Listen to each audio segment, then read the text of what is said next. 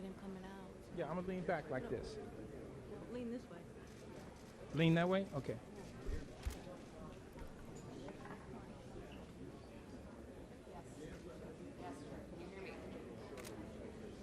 Rudy Giuliani is walking out.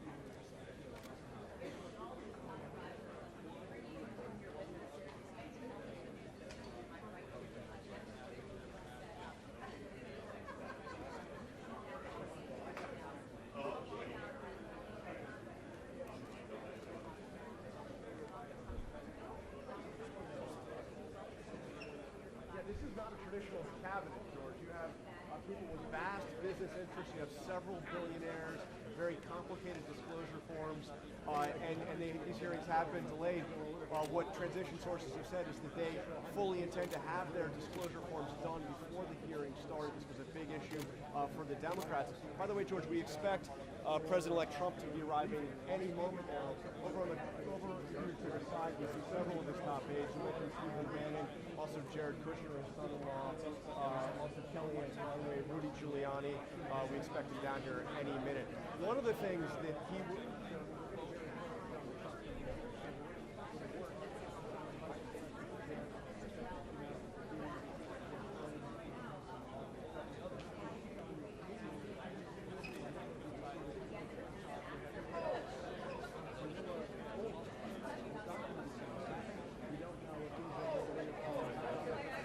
and they all have offices right outside the Oval Office. You have a real collection, and I'm told here he is. The elevator has opened. I can see President Trump, and there's Mike and Pence.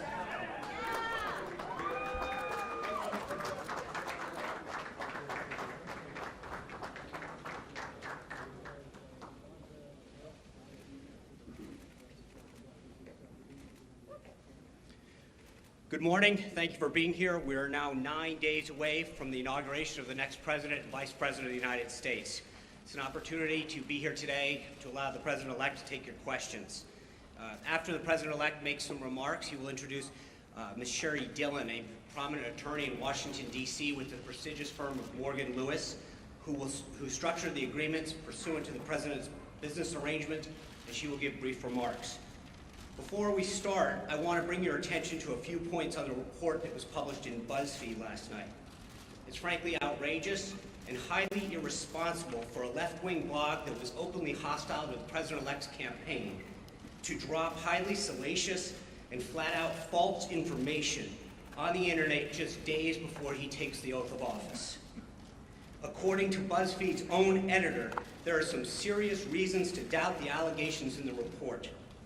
The executive editor of the New York Times also dismissed the report by saying it was, quote, totally unsubstantiated, echoing the concerns that many other reporters expressed on the internet. The fact that BuzzFeed and CNN made the decision to run with this unsubstantiated claim is a sad and pathetic attempt to get clicks. The report is not an intelligence report, plain and simple. One issue that the report talked about was the relationship of three individuals associated with the campaign. These three individuals, Paul Manafort, Michael Cohen, and Carter Page. Carter Page is an individual who the President-elect does not know, and was put on notice months ago by the campaign. Paul Manafort has adamantly denied any of this involvement, and Michael Cohen, who is said to have visited Prague in August and September, did not leave or enter the United States during this time. We asked him to produce his passport to confirm his whereabouts and the dates in question, and there was no doubt that he was not in Prague. In fact, Mr. Cohen has never been in Prague. A new report actually suggests that Michael Cohen was at the University of Southern California with his son at a baseball game. One report now suggests that apparently it's another Michael Cohen. For all the talk lately about fake news, this political witch hunt by some of the media is based on some of the most flimsy reporting, and is frankly shameful and disgraceful. With that, it is my honor to introduce the next Vice President of the United States, Mike Pence.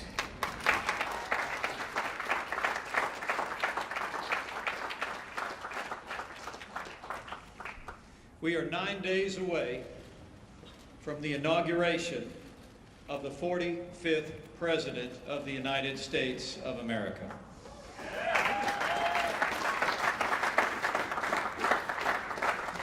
I'm profoundly honored and humbled that I will take the oath of office to serve as Vice President of the United States 9 days from today, but I'm even more honored to stand shoulder to shoulder with a new president who will make America great again.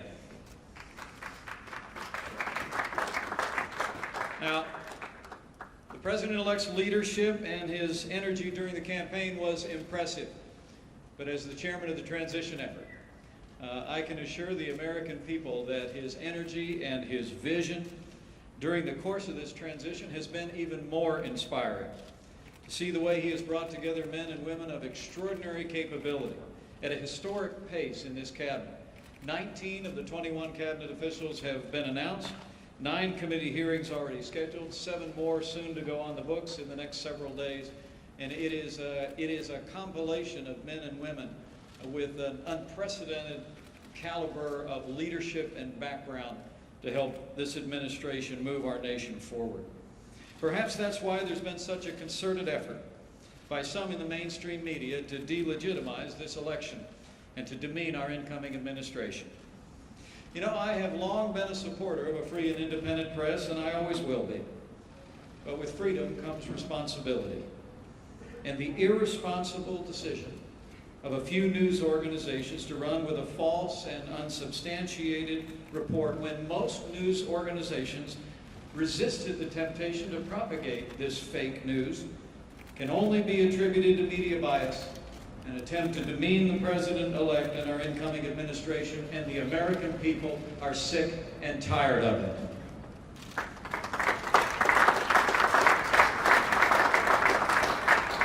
But today, we'll get back to real news, to real facts, and the real progress our incoming president has already made in reviving the American economy and assembling a team that will make America great again. And we'll hear from the president-elect about issues that are of paramount importance to the American people today. So it is my honor to introduce to all of you my friend and the president-elect of the United States of America, Donald Trump.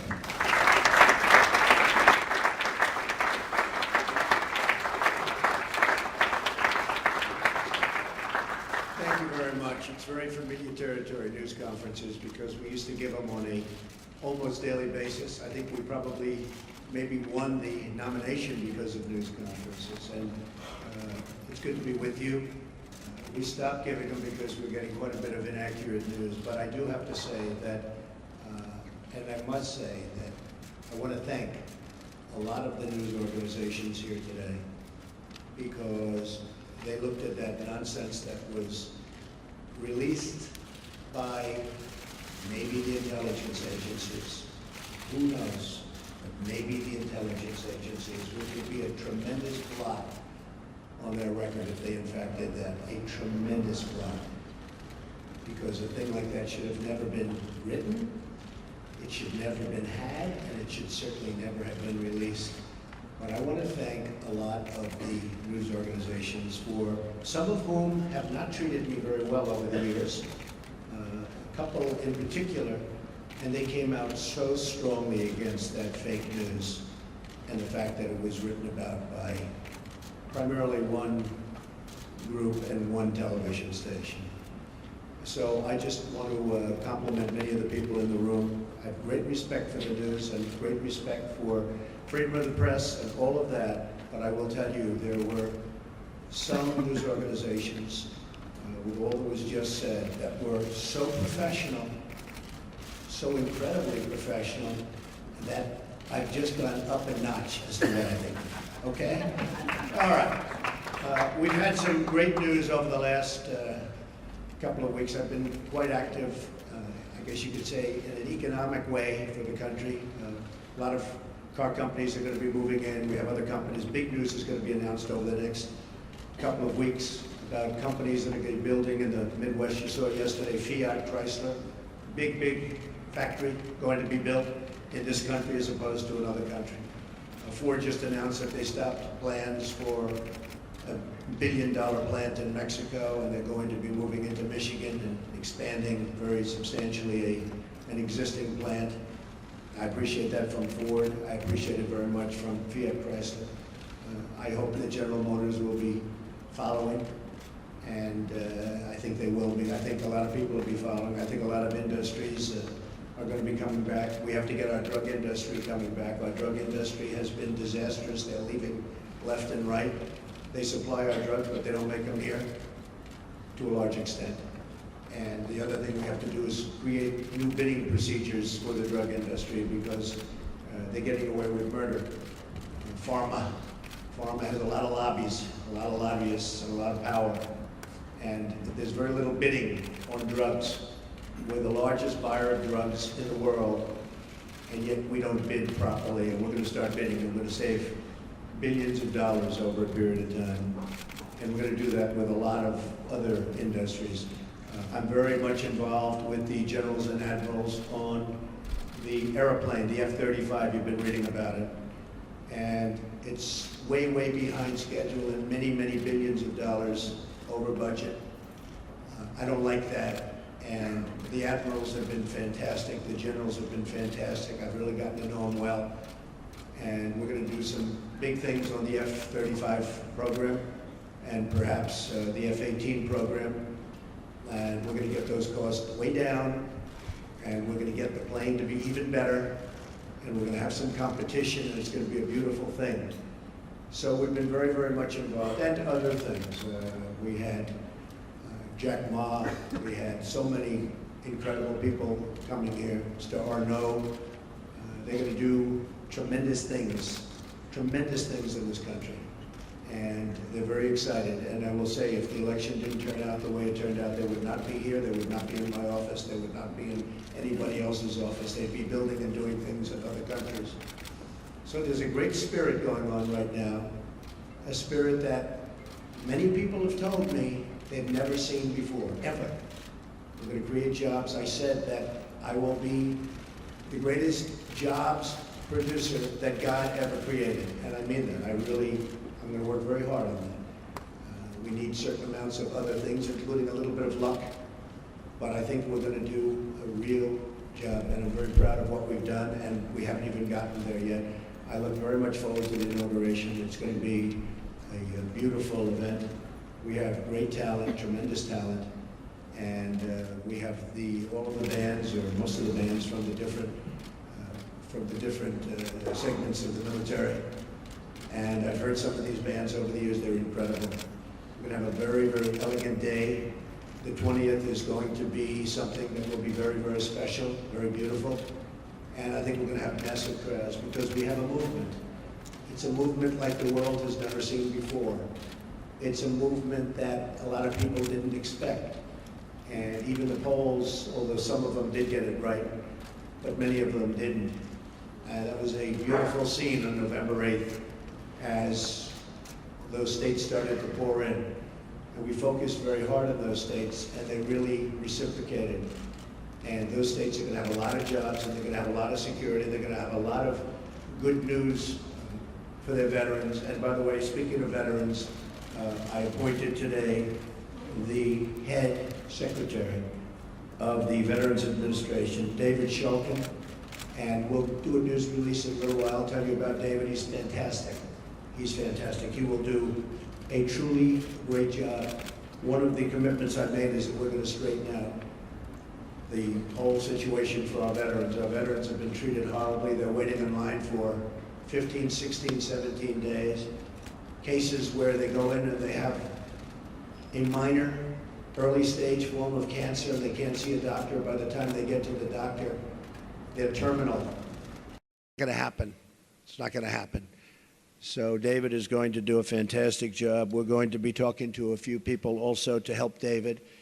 And we have some of the great hospitals of the world going to align themselves with us on the Veterans Administration, like the Cleveland Clinic, like the Mayo Clinic, a few more that we have, and we're going to set up a group. These are hospitals that have been the top of the line, the absolute top of the line, and they're going to get together with their great doctors. Dr. Toby Cosgrove, as you know, from the Cleveland Clinic, has been very involved.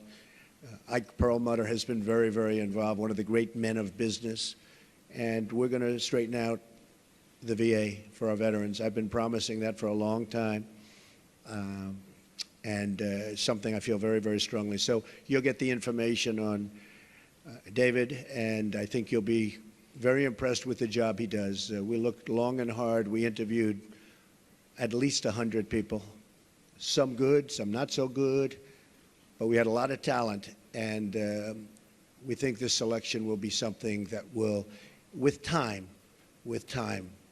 straighten it out, and straighten it out for good, because our veterans have been treated very unfairly. Okay, questions? Yes, John?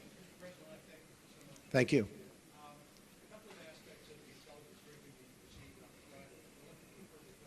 Sure. First of all, did the heads of the intelligence agencies provide you with a two-page summary of these unsubstantiated allegations? And secondly to that, in the broader picture, do you accept their opinion that Vladimir Putin ordered the hack of the DNC and the attention hack of the RNC?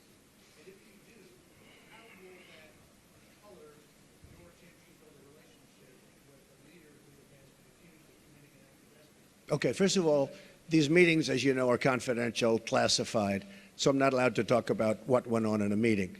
But we had many witnesses in that meeting, many of them with us. And I will say again, I think it's a disgrace that information would be let out. I saw the information, I read the information outside of that meeting. It's all fake news, it's phony stuff. It didn't happen. And it was gotten by opponents of ours, as you know, because you reported it, and so did many of the other people. It was a group of opponents that got together, sick people, and they put that crap together. So I will tell you that not within the meeting, but outside of the meeting, somebody released it. It should never have been, number one, shouldn't have even entered paper, but it should never have been released. But I read what was released, and I think it's a disgrace. I think it's an absolute disgrace. As far as hacking, I think it was Russia, but I think we also get hacked by other countries and other people. And I can say that, you know, when we lost 22 million names and everything else that was hacked recently, they didn't make a big deal out of that. That was something that was extraordinary. That was probably China. We have much hacking going on. And one of the things we're going to do, we have some of the greatest computer minds anywhere in the world that we've assembled. You saw just a sample of it 2 weeks ago up here where we had the 6 top people in the world. They were never in the same room together as a group. And we're going to put those minds together, and we're going to form a defense. And I have to say this also. The Democratic National Committee was totally open to be hacked. They did a very poor job. They could have had hacking defense, which we had. And I will give Reince Priebus credit, because when Reince saw what was happening in the world and with this country, he went out and went to various firms and ordered a very, very strong hacking defense. And they tried to hack the Republican National Committee, and they were unable to break through. We have to do that for our country. It's very important. The last part of that question was, how could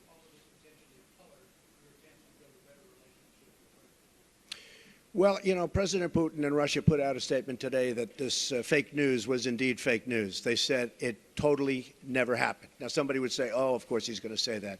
I respected the fact that he said that. And I'll be honest, I think if he did have something, they would have released it. They would have been glad to release it. I think, frankly, had they broken into the Republican National Committee, I think they would have released it just like they did about Hillary and all of the horrible things that her people, like Mr. Podesta, said about her. I mean, what he said about her was horrible. If somebody said about me what Podesta said about Hillary, I was the boss, I would have fired him immediately, or that person, because what he said about her was horrible. But remember this, we talk about the hacking, and hacking's bad, and it shouldn't be done. But look at the things that were hacked. Look at what was learned from that hacking. That Hillary Clinton got the questions to the debate and didn't report it? That's a horrible thing. That's a horrible thing. Can you imagine that if Donald Trump got the questions to the debate, it would have been the biggest story in the history of stories. And they would have said, immediately you have to get out of the race. Nobody even talked about it. It's a very terrible thing. Yeah.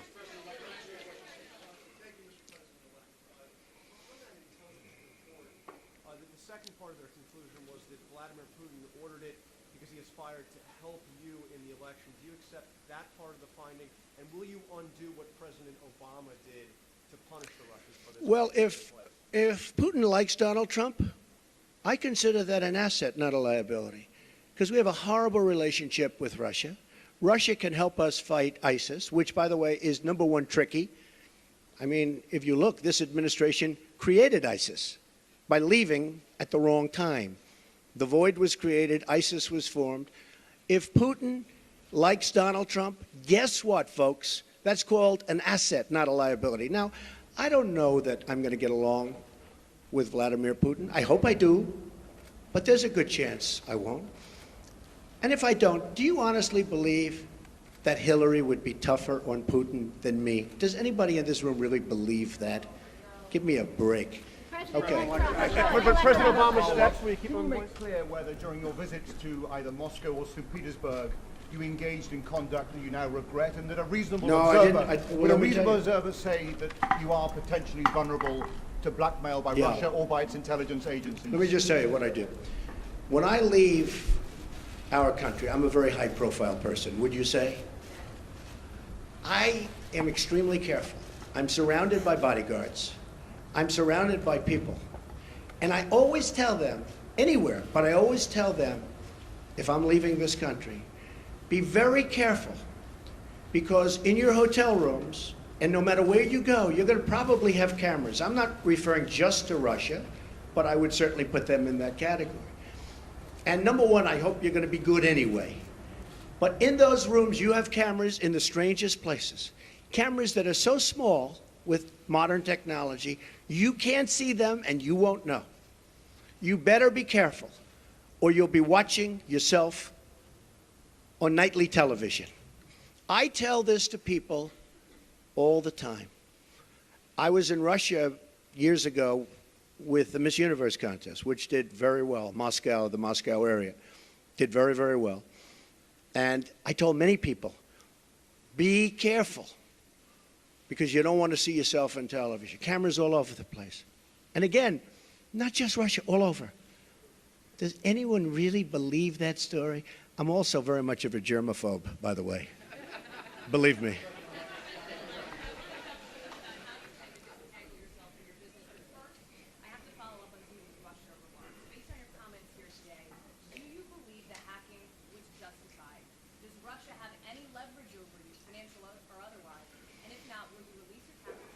So I tweeted out that I have no dealings with Russia.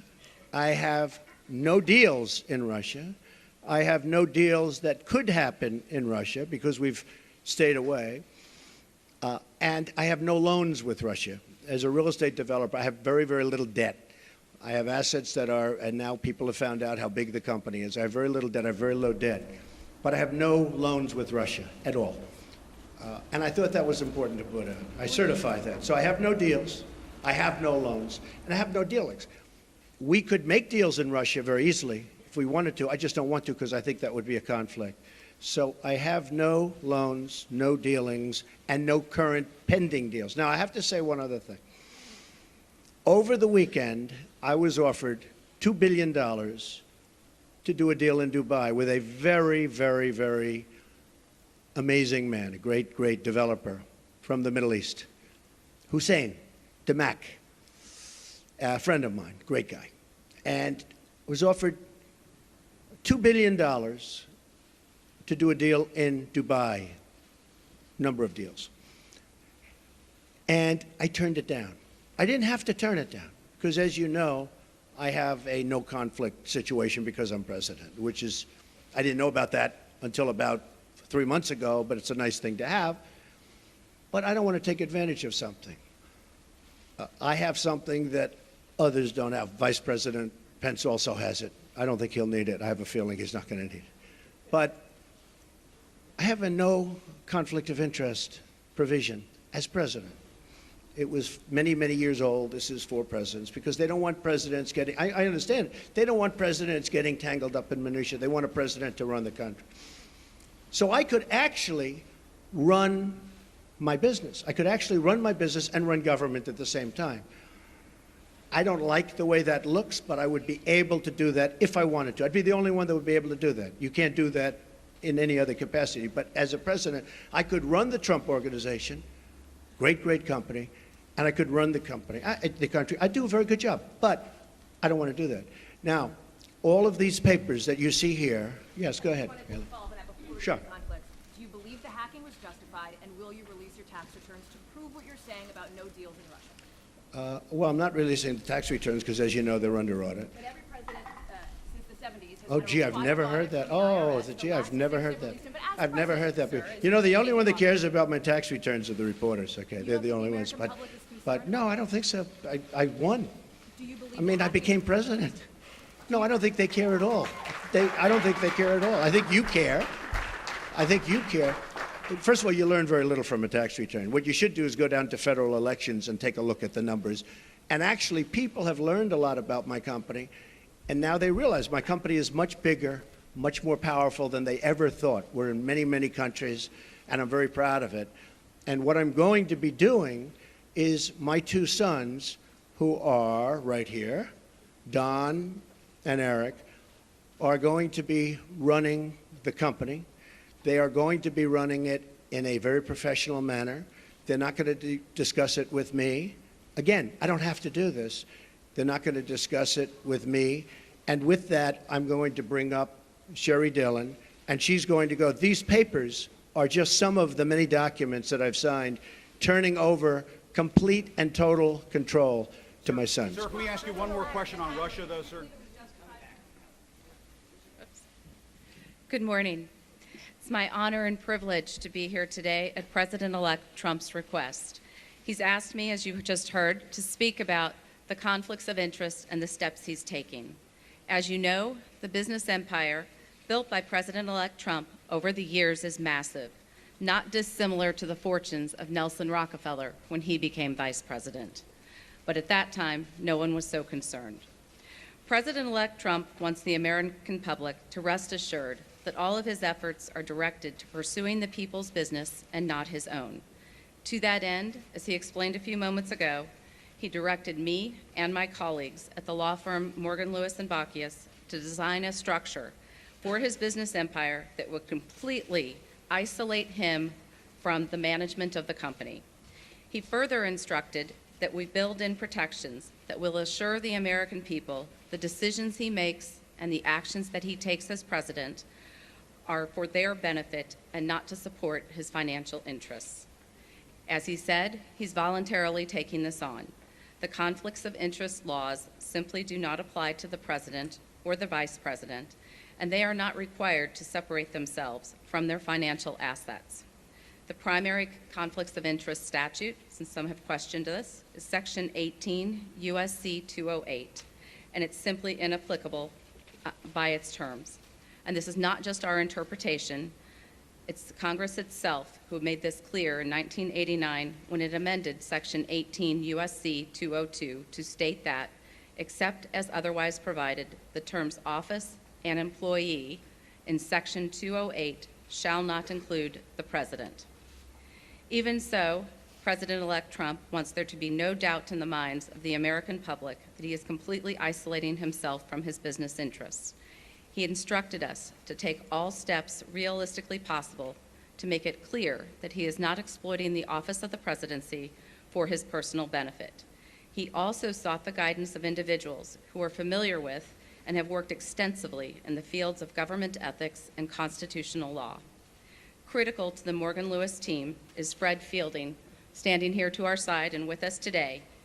And many of you have known him. He has served several presidents over the years, including serving as counsel to Presidents Ronald Reagan and George W. Bush, as well as serving on President George H.W. Bush's Commission on Federal Ethics Law Reform, and he also held the position of Vice Chair of the Ethics Resource Center. Mr. Fielding has been extensively involved with and approved this plan. He's here today to support the plan, and he will continue to provide guidance as the plan is implemented and as Eric, Don, along with others, take over management of the Trump Organization. I'm going to detail some of the extraordinary steps now that the President-elect is taking. First, President-elect Trump's investments in business assets, commonly known as the Trump Organization, comprising hundreds of entities, which again, if you all go and take a look at his financial disclosure statement, the pages and pages and pages of entities have all been or will be conveyed to a trust prior to January 20th. Here is just some of the paperwork that's taking care of those actions. Second, through the trust agreement, he has relinquished leadership and management of the Trump Organization to his sons, Don and Eric, and a longtime Trump executive, Allen Weisselberg. Together, Don, Eric, and Allen will have the authority to manage the Trump Organization and will make decisions for the duration of the presidency without any involvement whatsoever by President-elect Trump. Further, at the President-elect's direction, the trust agreement provides that to ensure the Trump Organization continues to operate in accordance with the highest and legal ethics standards, an ethics advisor will be appointed to the management team. The written approval of the ethics advisor will be required for new deals, actions, and transactions that could potentially raise ethics or conflicts of interest concerns. President-elect Trump, as well as Don, Eric, and Allen, are committed to ensuring that the activities of the Trump Organization are beyond reproach and cannot be perceived to be exploitive of the office of the presidency. President-elect Trump will resign from all officer and other positions he holds with the Trump Organization entities. Further, in addition, his daughter Ivanka will have no further involvement with or management authority whatsoever with the Trump Organization. As she and Jared move their family to D.C., Ivanka will be focused on settling her children into their new homes and their new schools. The President-elect has also already disposed of all of his investments in publicly traded or easily liquidated investments. As a result, the trust will have two types of assets. First, it will hold liquid assets, cash, cash equivalents, and treasuries, and perhaps some positions in a government-approved diversified portfolio, one that is consistent with the regulations from the Office of Government Ethics. Second, the trust is going to hold his pre-existing, illiquid, but very valuable business assets, the ones that everyone here is familiar with. Trump owned, operated, and branded golf clubs, commercial rental property, resorts, hotels, rights to royalties from pre-existing licenses of Trump marks, productions, and goods. So things like Trump Tower, Mar-a-Lago, all of his other business assets, 40 Wall Street, will all be in the trust. Through instructions in the trust agreement, President-elect Trump first ordered that all pending deals be terminated. This impacted more than 30 deals, many of which were set to close by the end of 2016. As you can well imagine, that caused an immediate financial loss of millions of dollars, not just for President-elect Trump, but also for Don, Ivanka, and Eric. The trust agreement, as directed by President Trump, imposes severe restrictions on new deals. No new foreign deals will be made whatsoever during the duration of President Trump's presidency. New domestic deals will be allowed, but they will go through a vigorous vetting process. The President-elect will have no role in deciding whether the Trump Organization engages in any new deal, and he will only know of a deal if he reads it in the paper or sees it on TV.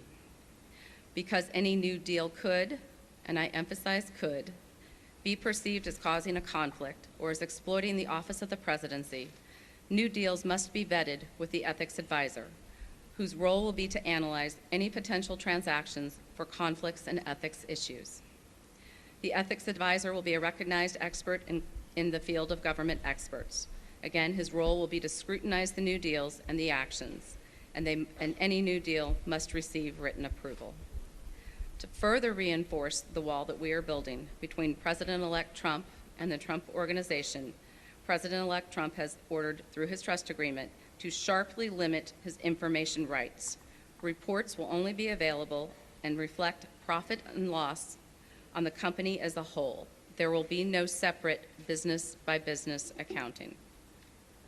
Another step that President-elect Trump has taken is he created a new position at the Trump Organization, the position of Chief Compliance Counsel, whose responsibility will be to ensure that the Trump businesses, again, are operating at the highest levels of integrity and not taking any actions that could be perceived as exploiting the office of the presidency.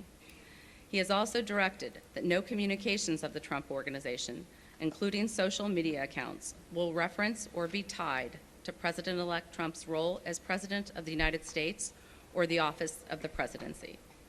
In sum, all of these actions, complete relinquishment of management, no foreign deals, ethics advisor approval of deals, sharply limited information rights, will sever President-elect Trump's presidency from the Trump Organization. Some have asked questions. Why not divest? Why not just sell everything? Form a blind trust. And I'd like to turn to addressing some of those questions now. Selling, first and foremost, would not eliminate possibilities of conflicts of interest. In fact, it would exacerbate them. The Trump brand is key to the value of the Trump Organization's assets. If President-elect Trump sold his brand, he would be entitled to royalties for the use of it, and this would result in the trust retaining an interest in the brand without the ability to assure that it does not exploit the office of the presidency. Further, whatever price was paid would be subject to criticism and scrutiny. Was it too high? Is there pay for play? Was it too much paid to curry favor with the president-elect? And selling his assets without the rights to the brand would greatly diminish the value of the assets and create a fire sale. President-elect Trump should not be expected to destroy the company he built. This plan offers a suitable alternative to address the concerns of the American people. And selling the entire Trump Organization isn't even feasible. Some people have suggested that the president-elect sell the business to his adult children. This would require massive third-party debt, sourced with multiple lenders whose motives and willingness to participate would be questioned and undoubtedly investigated. And if the president-elect were to finance the sale himself, he would retain the financial interests in the assets that he owns now. Some people have suggested that President-elect Trump could bundle the assets and turn the Trump Organization into a public company. Anyone who's ever gone through this extraordinarily cumbersome and complicated process knows that it is a non-starter. It is not realistic, and it would be inappropriate for the Trump Organization. Some people have suggested a blind trust, but you cannot have a totally blind trust with operating businesses. President Trump can't unknow he owns Trump Tower, and the press will make sure that any new developments at the Trump Organization are well publicized. Further, it would be impossible to find an institutional trustee that would be competent to run the Trump Organization. The approach he is taking allows Don and Eric to preserve this great company and its iconic assets, and this approach is best from a conflicts and ethics perspective. It creates a complete separation from President-elect Trump and separates him and prevents him from participating in the business, imposes strict limits on what the trustees can do, and requires the assent of any ethics advisor to a new deal. I'm going to turn to one last topic today that has been of interest lately, called emoluments. That's a word I think we've all become familiar with and perhaps had not heard before. And we're going to describe some other actions the President-elect Trump is taking to avoid even the appearance of a conflict. Emoluments comes from the Constitution. The Constitution says officials may not accept gifts, titles of nobility, or emoluments from foreign governments with respect to their office, and that no benefit should be derived by holding an office. The so-called emoluments clause has never been interpreted, however, to apply to fair value exchanges that have absolutely nothing to do with an office holder. No one would have thought when the Constitution was written that paying your hotel bill was an emolument. Instead, it would have been thought of as a value for value exchange, not a gift, not a title, and not an emolument. But since President-elect Trump has been elected, some people want to define emoluments to cover routine business transactions, like paying for hotel rooms. They suggest that the Constitution prohibits the businesses from even arm's-length transactions that the President-elect has absolutely nothing to do with and isn't even aware of. These people are wrong. This is not what the Constitution says. Paying for a hotel room is not a gift or a present, and it has nothing to do with an office. It's not an emolument.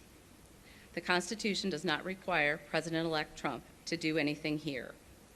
But just like with conflicts of interest, he wants to do more than what the Constitution requires. So President-elect Trump has decided, and we are announcing today, that he is going to voluntarily donate all profits from foreign government payments made to his hotels to the United States Treasury. This way, it is the American people who will profit. In sum, I and President-elect's other advisors at Morgan Lewis have determined the approach we've outlined today will avoid potential conflicts of interest or concerns regarding exploitation of the office of the presidency without imposing unnecessary and unreasonable losses on the President-elect and his family. We believe this structure and these steps will serve to accomplish the President-elect's desire to be isolated from his business interests and give the American people confidence that his sole business and interest is in making America great again, bringing back jobs to this country, securing our borders, and rebuilding our infrastructure. The American people were well aware of President-elect Trump's business empire and financial interests when they voted. Many people voted for him precisely because of his business success. President-elect Trump wants to bring this success to all Americans. Thank you.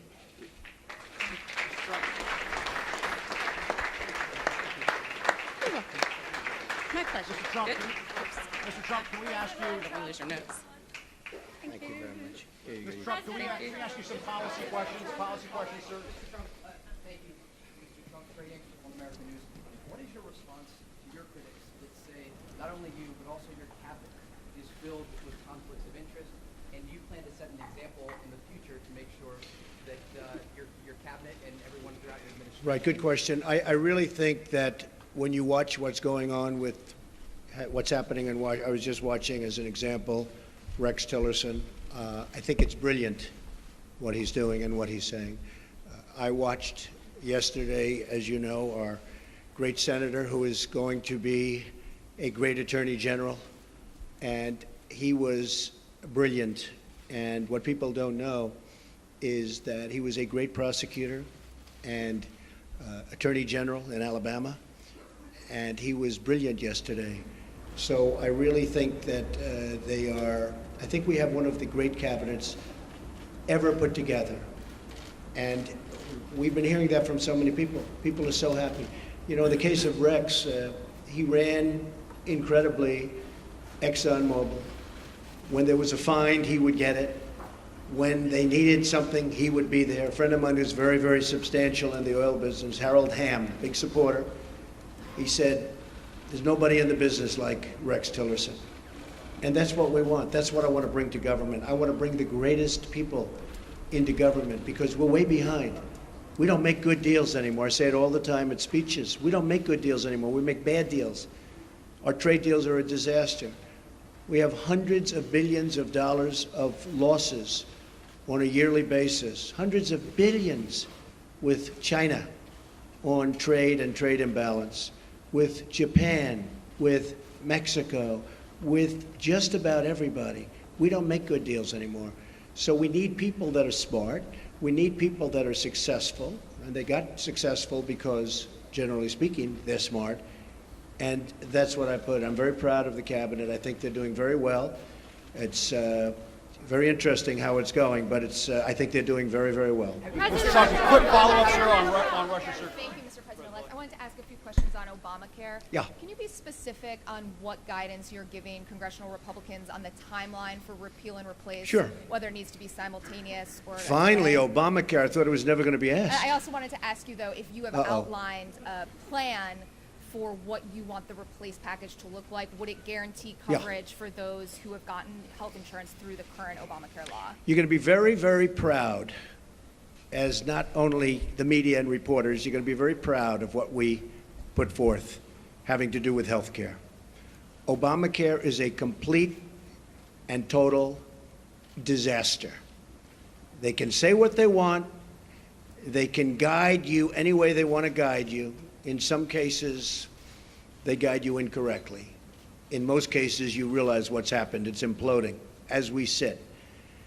Some states have over 100% increase. And 17, and I said this 2 years ago, 17 is going to be the bad year. It's going to be catastrophic. Frankly, we could sit back, and it was a thought from a political standpoint, but it wouldn't be fair to the people. We could sit back and wait and watch and criticize. And we could be a Chuck Schumer and sit back and criticize it, and people would come, they would come, begging to us, please, we have to do something about Obamacare. We don't want to own it. We don't want to own it politically. They own it right now. So the easiest thing would be to let it implode in 17, and believe me, we'd get pretty much whatever we wanted, but it would take a long time. We're going to be submitting, as soon as our secretary is approved, almost simultaneously, shortly thereafter, a plan. It'll be repeal and replace. It will be essentially simultaneously. It will be various segments, you understand, but will most likely be on the same day or the same week, but probably the same day, could be the same hour. So we're going to do repeal and replace, very complicated stuff. And we're going to get a health bill passed. We're going to get health care taken care of in this country. You have deductibles that are so high that after people go broke paying their premiums, which are going through the roof, the health care can't even be used by them because the deductibles are so high. Obamacare is the Democrats' problem. We are going to take the problem off the shelves for them. We're doing them a tremendous service by doing it. We could sit back and let them hang with it. We are doing the Democrats a great service. So as soon as our secretary is approved and gets into the office, we'll be filing a plan. And it was actually pretty accurately reported today, the New York Times. And the plan will be repeal and replace Obamacare. We're going to have a health care that is far less expensive and far better. Okay. President-elect, can we just ask you, sir. President-elect Trump. Which one, Mr. President? Well, I was going right here. All right, go ahead, then CBS. Okay, President-elect Trump, John Steinberg from Cheddar. When you look at all the meetings that you've had with Carrier and SoftBank and Alibaba, do you conceive of making this a program, maybe sitting inside of Commerce? And then my follow-up question to that is, how soon will we see the program on capital repatriation and corporate tax cuts? Well, if I can save jobs, for instance, I was doing individual companies, and people said, well, but that's only one company. Like we did a good job with Carrier. And I want to thank United Technologies, which owns Carrier. But we saved close to 1,000 jobs. And they were gone. And Mike Pence and his staff really helped us a lot. But those were that was a tough one because they announced a year and a half before that they were leaving. So it's always tough. When they're building a plant, it's a little tougher than before they start or before they make an announcement. So I want to thank United Technologies. But we've been meeting with a lot of companies. But what really is happening is the word is now out that when you want to move your plant to Mexico or some other place, and you want to fire all of your workers from Michigan and Ohio and all these places that I won for good reason, it's not going to happen that way anymore. You want to move your plant, and you think, as an example, you're going to build that plant in Mexico, and you're going to make your air conditioners or your cars or whatever you're making and you're going to sell it through what will be a very, very strong border, not a weak border like it is now. We don't even have a border. It's an open sieve. But you're going to sell through a very strong border. Not going to happen. You're going to pay a very large border tax. So if you want to move to another country, and if you want to fire all of our great American workers that got you there in the first place, you can move from Michigan to Tennessee and to North Carolina and South Carolina. You can move from South Carolina back to Michigan. You can do anywhere. You got a lot of states at play, a lot of competition. So it's not like, oh, gee, I'm taking the competition. We got a lot of places you can move. And I don't care, as long as it's within the United States, the borders of the United States. There will be a major border tax on these companies that are leaving and getting away with murder.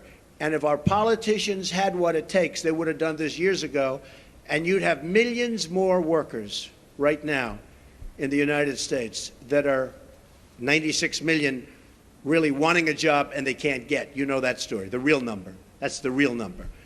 So that's the way it is. Okay, go ahead. President-elect, I have a question about the Supreme Court and the border Yes. security, but I also want you to ask you about something you said on Twitter this morning. Are we living in Nazi Germany? What were you driving at there? Do you have a problem with the intelligence community? And on the Supreme Court, what's your timeline? You said a while ago you were down to 4. Have you conducted those interviews yet? What's your timeline for nominating? And on the border fence, it now appears clear U.S. taxpayers will have to pay for it up front. What is your plan? That's not clear at all. To Okay, get Mexico I got it. to pay for it? I got it. You have any more? On the fence. It's not a fence, it's a wall. You just misreported it. We're going to build a wall. I could wait about a year and a half until we finish our negotiations with Mexico, which will start immediately after we get to office, but I don't want to wait. Mike Pence is leading an effort to get final approvals through various agencies and through Congress for the wall to begin. I don't feel like waiting a year or a year and a half. We're going to start building. Mexico, in some form, and there are many different forms, will reimburse us, and they will reimburse us for the cost of the wall. That will happen, whether it's a tax or whether it's a payment, probably less likely that it's a payment, but it will happen. So remember this, okay?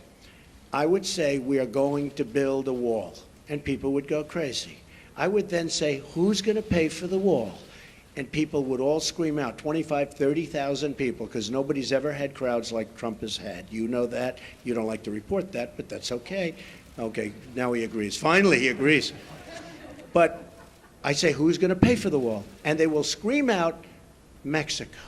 Now, reports went out last week, oh, Mexico's not going to pay for the wall because of a reimbursement. What's the difference? I want to get the wall started. I don't want to wait a year and a half until I make my deal with Mexico. So, and we probably will have a deal sooner than that. And by the way, Mexico has been so nice, so nice. I respect the government of Mexico. I respect the people of Mexico. I love the people of Mexico. I have many people from Mexico working for me. They're phenomenal people. The government of Mexico is terrific. I don't blame them for what's happened. I don't blame them for taking advantage of the United States. I wish our politicians were so smart. Mexico has taken advantage of the United States. I don't blame the representatives and various presidents, etc., of Mexico. What I say is we shouldn't have allowed that to happen. It's not going to happen anymore. So in order to get the wall started, Mexico will pay for the wall, but it'll be reimbursed. Okay? Supreme Court judge. So as you know, I have a list of 20. I've gone through them. We've met with numerous candidates. They're outstanding in every case. They were largely recommended and highly recommended by Federalist Society. Jim DeMint was also very much involved in his group, which is fantastic, and he's a fantastic guy. So between Leo and Jim DeMint and some senators and some Congress people, we have a great group of people. I'll be making the decision on who we will put up for Justice of the United States Supreme Court, a replacement for the great, great Justice Scalia. That will be probably within 2 weeks of the 20th. So within about 2 weeks, probably the second week. I consider the first day because we'll also be doing some pretty good signings. And I think what we'll do is we'll wait till Monday. That will be our really first business day, as opposed to doing it on Friday, because on Friday people are going to have a very good time at the inauguration. And then Saturday, as you know, we're having a big church service and lots of good things are happening. So our first day, and you'll all be invited to the signings, but we'll be doing some pretty good signings on Monday and Tuesday and Wednesday and Thursday and Friday, and then also the next week. And you're all invited. But on the Supreme Court, I'll be making that decision, and it'll be a decision which I very strongly believe in. I think it's one of the reasons I got elected. I think the people of this country did not want to see what was happening with the Supreme Court. So I think it was a very, very big decision as to why I was elected. Mr. President-elect, the tweet that you had this morning about are we living in Nazi Germany, what were you driving at there? What are you trying to tell them? I think it was disgraceful that the intelligence agencies allowed any information that turned out to be so false and fake out. I think it's a disgrace. And I say that, and that's something that Nazi Germany would have done and did do. I think it's a disgrace. That information that was false and fake and never happened got released to the public. As far as BuzzFeed, which is a failing pile of garbage, writing it, I think they're going to suffer the consequences. They already are. And as far as CNN going out of their way to build it up, and by the way, we just found out I was coming down. Michael Cohen, Michael Cohen is a very talented lawyer. He's a good lawyer in my firm. It was just reported that it wasn't this Michael Cohen they were talking about. So all night long, it's Michael Cohen. I said, I want to see your passport. He brings his passport to my office. I say, hey, wait a minute. He didn't leave the country. He wasn't out of the country. They had Michael Cohen of the Trump Organization was in Prague. It turned out to be a different Michael Cohen. It's a disgrace what took place. It's a disgrace. And I think they ought to apologize to start with Michael Cohen. Sir, since you're attacking us, can you give us a question? Go ahead. No, Mr. President-elect. Go ahead. Go ahead. Since you are attacking no, our news not you. organization, Not you. Can you give us a chance? Your organization's you are terrible. Our news organization. Your organization's can you give us terrible. A chance Let's to go. Ask a question, sir. Go ahead. Sir, Quiet. Quiet. Mr. President-elect. Go ahead. She's asking a question. Don't be rude. Can you give us a question? Don't be You're rude. attacking us. Can you give us a question? Don't be rude. No, I'm not going to give you a question. question. I'm not going to give you a question. Can you state categorically? You are fake news. Sir, go ahead. Can you state categorically that nobody... No, Mr. President-elect, that's not go appropriate. Ahead. President Obama went too far with the sanctions he put on Russia after the hacking. Do you think I don't say he went too far. No. Will you roll them back? No. What do you think of Lindsey Graham's I don't say... plan to send you a bill for tougher ones? Plans to send me a bill for what? For tougher sanctions. I hadn't heard Lindsey Graham was going to do that. Lindsey Graham. I've been competing with him for a long time, and he's going to crack that 1% barrier one day. I didn't realize Lindsey Graham's still at it. It's all right. I think Lindsey Graham's a nice guy, actually. I've heard that he's a nice guy, and I've been hearing it. I've been hearing it. Yeah, go ahead. Go ahead. Go ahead. You've been waiting. Go ahead. As far as we understand, the intelligence community... Stand up, please. Yeah, Ian Pannell from BBC News. Ian Pannell from BBC News. BBC News, that's another beauty. Thank you. Thank you.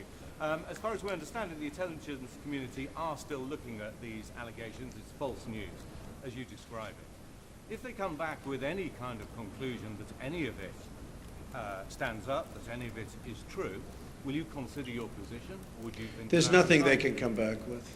Okay, yes, go ahead. Go ahead. Decision to publish fake news and all the problems that we've seen throughout the media over the course of the election. What reforms do you recommend for this industry here? Well, I don't recommend reforms. I recommend people that are that have some moral compass. I've been hearing more and more about a thing called fake news, and they're talking about people that go and say all sorts of things. But I will tell you, some of the media outlets that I deal with are fake news, more so than anybody. I could name them, but I won't bother. But you have a few sitting right in front of us. So they're very, very dishonest people. But I think it's just something we're going to have to live with. I guess the advantage I have is that I can speak back. When it happens to somebody that doesn't have that kind of a megaphone, they can't speak back. It's a very sad thing. I've seen people destroyed. I've seen people absolutely destroyed. And I think it's very unfair. So all I can ask for is honest reporters. Yes? President, I just want to follow up on the questions about the U.S. intelligence community and be very clear about what you're saying. Do you trust your U.S. intelligence officials? And what do you say to foreign policy experts who say you're actually weakening national security by waging this war of words against that community? Intelligence agencies are vital and very, very important. We are going to be putting in, as you know, Mr. Pompeo and others, you know the Senator, Dan Coats, we're going to be putting in some outstanding people. Within 90 days, they're going to be coming back to me with a major report on hacking. I want them to cover this situation. I also want them, however, to cover maybe most importantly, because we're hacked by everybody. You know, the United States, our government, out of a list of 17 in terms of industries, is the worst. It's number 17 in terms of protection. If you look at the retail industry, if you look at the banking industry, various industries, out of 17 industries, they put this in the category of an industry, the United States is last in terms of protecting, let's say, hacking defense. Like we had a great hacking defense at the Republican National Committee. That's why we weren't hacked. By the way, we were told they were trying to hack us, but they weren't able to hack. And I think I get some credit because I told Reince, and Reince did a phenomenal job, but I said, I want strong hacking defense. The Democratic National Committee didn't do that. Maybe that's why the country runs so badly that way. But I will tell you, wait, let me finish. Within 90 days, we will be coming up with a major report on hacking defense. How do we stop this new phenomena, fairly new phenomena? Because the United States is hacked by everybody. That includes Russia and China and everybody. Everybody. Okay. Go ahead. You said just now that you believe that Russia indeed was responsible for the hacking of the DNC and John Podesta's emails, etc. Well, Russia, but you know what? Could have been others also. But why did you spend weeks undermining the U.S. intelligence community before simply getting the facts and then making a public statement? Well, I think it's pretty sad when intelligence reports get leaked out to the press. I think it's pretty sad. First of all, it's illegal. You know, these are classified and certified meetings and reports. And I'll tell you what does happen. I have many meetings with intelligence, and every time I meet, people are reading about it. Somebody's leaking it out. So then I said, maybe it's my office. Maybe my office, because I have a lot of people, a lot of great people. Maybe it's them. And what I did is I said, I won't tell anybody. I'm going to have a meeting, and I won't tell anybody about my meeting with intelligence. And what happened is I had my meeting. Nobody knew, not even Rona, my executive assistant for years. She didn't know. I didn't tell her. Nobody knew. The meeting was had. The meeting was over. They left. And immediately, the word got out that I had a meeting. So I don't want that. I don't want that. It's very unfair to the country. It's very unfair to our country what's happened. That report should have never, first of all, it shouldn't have been printed because it's not worth the paper it's written on. And I thank the New York Times for saying that. I thank a lot of different people for saying that. But I will tell you, that should never, ever happen. Okay. President-elect, ABC News. Thank you, Mr. President-elect. Can you stand here today, once and for all, and say that no one connected to you or your campaign had any contact with Russia leading up to or during the presidential campaign? And if you indeed do believe that Russia was behind the hacking, what is your message to Vladimir Putin right now? He shouldn't be doing it. He won't be doing it. Russia will have much greater respect for our country when I'm leading it than when other people have led it. You will see that. Russia will respect our country more. He shouldn't have done it. I don't believe he'll be doing it more. Now, we have to work something out, but it's not just Russia. Take a look at what's happened. You don't report it the same way. 22 million accounts were hacked in this country by China. And that's because we have no defense.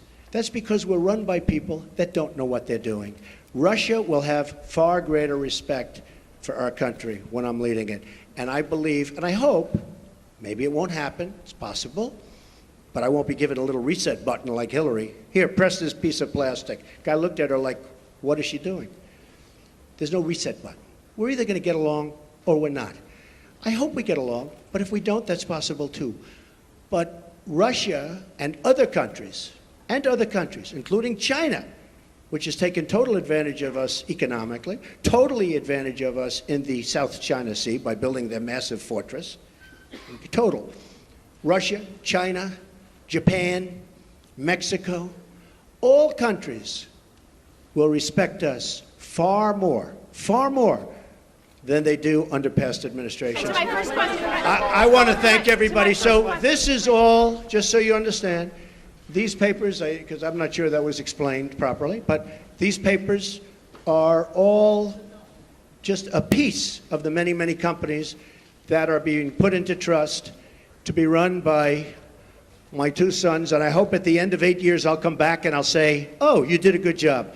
Otherwise, if they do a bad job, I'll say, you're fired. Sir, Goodbye, sir, everybody. you did not answer, Goodbye. Sir, you did not answer whether any of your associates were in contact with the Russians.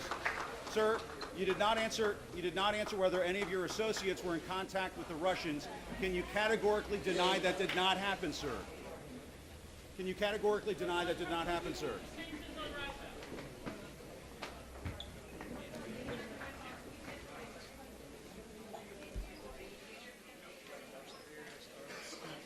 I saw that he had his cards in his